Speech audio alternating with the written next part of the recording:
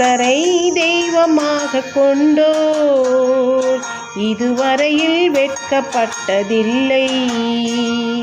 அவரையே ஆதரவாய் கொண்டோர் நடுவழியில் நின்று போவதில்லை.